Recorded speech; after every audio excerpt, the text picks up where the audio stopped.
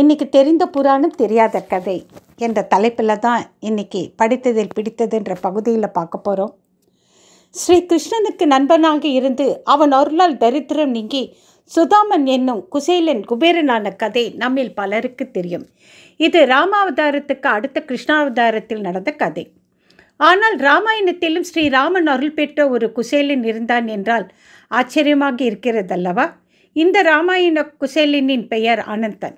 ஒருமுறை வசிஷ்டரின் ஆசிரமத்தில் ஸ்ரீராமன் தனது சகோதரர்கள் லட்சுமணன், பரதன் மற்றும் சத்ருக்னனுடன் வித்யாபியாசம் செய்து கொண்டிருந்தான்.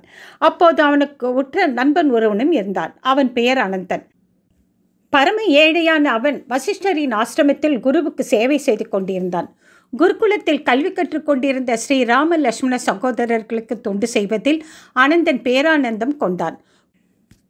குறிப்பாக ஸ்ரீராமன் மீது அவன் கொண்டிருந்த பற்றும் பாசமும் அளவு கடந்ததாக இருந்தது. பதிலுக்கு அனந்தனிடம் ஸ்ரீராமனும் பேரன்பு காட்டினான். இருவரும் சேர்ந்து ஆனந்த ராமனாக குருகுலத்தில் விளங்கினர். ஸ்ரீராமனுக்கு ஏடுகளை எடுத்து வைத்தல், எழுத்தாணியை கூராக்குதல், வில்லை துடைத்தல், அஸ்திரங்களை எடுத்து வைத்தல், உணவு பரிமாறுதல் ஆகிய பணிகளை பெரும் மகிழ்ச்சியோடு செய்து வந்தான் அனந்தன். ஸ்ரீராமனை ஒரு நாள் காணவில்லை என்றாலும் அவன் மனம் ஏங்கி தவிக்கும்.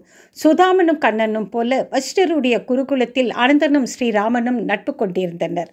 ஒவ்வொரு மாதமும் சில நாட்கள் வனத்துக்கு சென்று தர்பை புல் பறித்து வர வேண்டியது அனந்தனின் கடமை.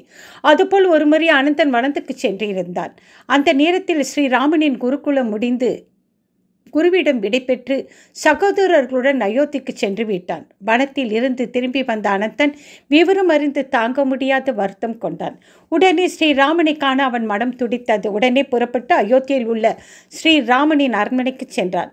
அங்கே அவனுக்கு மேலும் ஒரு அதிர்ச்சி காத்திருந்தது. அப்போதுதான் மகரிஷி விஸ்வாமித்திரர் ஸ்ரீராமனும் லக்ஷ்மணனும் யாக சம்ரட்சணத்துக்காக வனத்துக்கு புறப்பட்டு சென்றிருந்தனர். துக்கம் அனந்தனின் தொண்டை அடைத்தது. ஒன்றுமறியாத பாலகளான ஸ்ரீராமன் கானகம் செல்ல நேர்ந்ததை எண்ணி கலங்கினான். ஸ்ரீராமனை காட்டுக்கு அனுப்பிய தசரதனையும் அழைத்துச் சென்ற விஸ்வாமித்திரரையும் மனதுக்குள் கடிந்து கொண்டான். பாவம் ஸ்ரீராமன், காட்டில் அவன் என்ன செய்வான்? அவனுக்கு யார் சேவை செய்வார்கள்? நித்திய கர்மங்களுக்கு தர்மை சமித்து போன்றவற்றை யார் சேகரித்து தருவார்கள்? இப்படியெல்லாம் அவன் மனம் தவித்தது. எப்படியும் ஸ்ரீராமனை கண்டுபிடித்து அவனுக்கு சேவை செய்ய வேண்டும் என்று முடிவு செய்துவிட்டான் அனந்தன். தன் குரு வசிஷ்டரிடம் கூட சொல்லிக்கொள்ளாமல் நேராக காட்டை நோக்கி சென்றான். அடர்ந்த காட்டில் ராமா ராமா ராமா என்று கதறிக்கொண்டு ஸ்ரீராமனை தேடி அலைந்தான். காட்டில் வழி தவறி ஒரு இருண்ட பகுதிக்குள் அகப்பட்டு கொண்டான். அங்கே பல நாட்கள் ஸ்ரீராமனை தேடியும் அவனை காண முடியாமல் அனந்தனின் மனம் வாடியது. ஸ்ரீராமனை காணாமல் ஊர் திரும்பவும் அவனுக்கு விருப்பமில்லை. ராமா ராமா ராமா என்று ஜபித்து கொண்டு அன்ன ஆகாரம் இன்றி அந்த காட்டிலேயே ஓரிடத்தில் நிஷ்டையில் அமர்ந்தான். அவன் அமர்ந்த இடத்தில் அவனை மூடியவாறு புற்று வளர்ந்து விட்டது. ஆனால் அவனது ராம ராம ஜபம் மட்டும் நிற்கவில்லை. காலச்சக்கரம் வேகமாக சுழன்றது. இதற்கிடையில் ராமாயண சம்பவங்கள் அனைத்துமே நிகழ்ந்து முடிந்திருந்தன. விஸ்வாமித்திரரின் யாகத்தை முடித்து கொடுத்து சீதையை மணமுடித்து தந்தை சொல் காக்க கானகம் சென்று சீதையை பிரிந்த அனுமனின் உதவியால் அவள் இருக்கும் இடமறிந்து இலங்கை சென்று ராவண சம்மாரம் செய்து சீதையை மீட்டு அயோத்தி திரும்பியிருந்தான் ஸ்ரீராமன். அவன் பட்டாபிஷேகத்துக்கான ஏற்பாடுகள் நடந்து கொண்டிருந்தன. இத்தனை நடந்ததும் அது எதுவும் தெரியாமல் புற்றுக்குள் ராமா ராமா ராமா என்று தவம் ஏற்றிக் கொண்டிருந்தான் அனந்தன். ஸ்ரீராமனின் பட்டாபிஷேகத்தை காண பாரத தேசத்தின் எல்லா பகுதிகளிலிருந்தும் மக்களும் மன்னர்களும் மகரிஷிகளும் அயோத்திக்கு வந்து கொண்டிருந்தனர். அப்போது காட்டு வழியே சென்று கொண்டிருந்த சில மகரிஷிகள் ராமநாமத்தை பாடிக்கொண்டே சென்றனர். அவர்களில் ஒருவரது கால்பட்டு அனந்தன் தவம் ஏற்றிக் கொண்டிருந்த புற்று இடிந்தது. அனந்தன் தவம் கலைந்து எழுந்தான். ராமா ராமா எங்கிருக்கிறாய் என் ராமா ராமா என்று கதறினான். கால சுழற்சியினால் தனக்கு வயதாகி இருப்பதை கூட அவன் அறியவில்லை. பல ஆண்டுகள் முடிந்து போனதையும் அவன் உணரவில்லை. இன்னும் குழந்தை போல ஸ்ரீராமனை தேடினான். அப்போது மகரிஷிகள் கூட்டத்தில் ஒருவர் அவன் யார் என்று விசாரித்து தெரிந்து கொண்டு அவனுக்கு ஆறுதல் கூறினார். ஸ்ரீராமன் வனவாசம் முடிந்து பட்டாபிஷேகம் செய்து கொள்ளப் போவதையும் அதற்காக எல்லோரும் அயோத்தி செல்வதையும் அனந்தனுக்கு தெரிவித்தார். ராமனுக்கு ஏற்பட்ட துன்பங்களை கேட்டு கண்ணீர் வடித்தான் அனந்தன். இருந்தாலும் ராமனுக்கு பட்டாபிஷேகம் நடக்கப் போகும் செய்தி அறிந்து அதனை காண மகரிஷிகளுடன் அயோத்தி புறப்பட்டான்.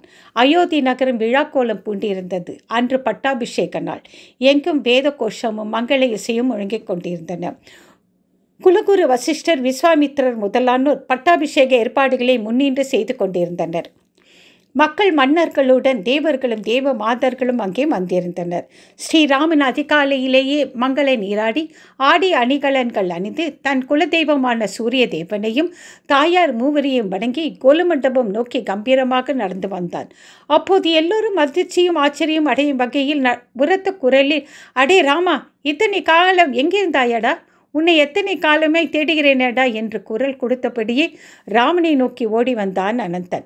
ராமனை இறுக தழுவிக்கொண்டான். கந்தல் உடையில் ஜடாமுடியுடன் பரதேசி கோலத்தில் பாமரன் ஒருவன் "அடே ராமா" என்று கூவி அழைத்து கொண்டு அவையினர் அதிர்ச்சியுற்றனர். எவனோ பைத்தியக்காரன் இவ்வாறு செய்கிறான் என்ற கோபத்துடன் காவலர்கள் அவனை பிடித்திழுக்க விரைந்தபோது ஸ்ரீராமன் அனந்தனை நெஞ்சாரத் தழுவி அவன் கண்களில் வழிந்த கண்ணீரை துடைத்து, "என்னை மன்னித்து விடு அனந்தா" என்று உணர்ச்சி பொங்க கூறினான். "உன்னிடம் சொல்ல கொள்ளாமலே குருகுலத்திலிருந்து வந்துவிட்டேன். என் பிரிவினால் நீ எவ்வளவு துயரம் அடைந்திருப்பாய் என்பதை நான் அறிவேன். என் தவற்றை மன்னித்துவிடு" என்று மீண்டும் சமாதானம் செய்தான். அதனை கேட்டு எல்லோரும் திடுக்கிட்டனர். தன்னைப் போலவே தன் பிரபுவிடம் பக்தி செலுத்தும் மற்றொரு பக்தன் இருக்கிறான் என்றெண்ணி பூரித்த அனுமனின் கண்களிலும் நீர் சுரந்தது. அப்போது வசிஷ்டர், "ராமா, இவர் யார்?" என்று கேட்க, "தெரியவில்லையா குருதேவா? இவன் என் பள்ளித்தோழன், தங்கள் குருகுலத்தில் சேவை செய்த சீடன் அனந்தன். இத்தனை பெரிய அவையில் எல்லோரும் என்னை பிரபு என்றும் மகாராஜம் என்றும் தான் அழைக்கிறார்கள்.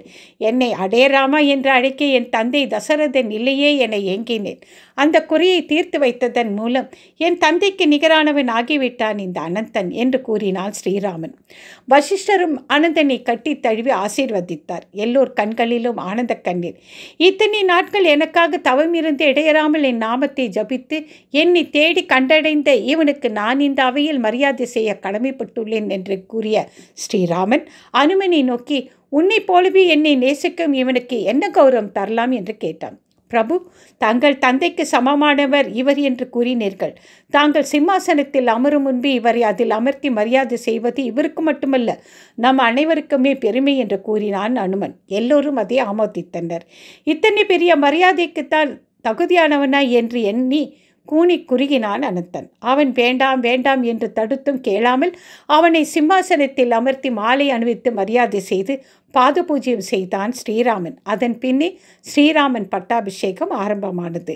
ராமாவதாரத்தில் பகவானின் அன்பினால் கட்டுண்ட ஆனந்தம் அடைந்த அனந்தனை ஒருவேளை அதே பேரானந்தத்தை மீண்டும் அனுபவிக்க கிருஷ்ணாவதாரத்தில் குசேலனாக வந்தானோ என்று தோன்றுகிறது அல்லவா? ஹரே ராம ராம ராம ஹரே ஹரே, ஹரே கிருஷ்ண கிருஷ்ண கிருஷ்ண ஹரே ஹரே. நன்றி, வணக்கம்.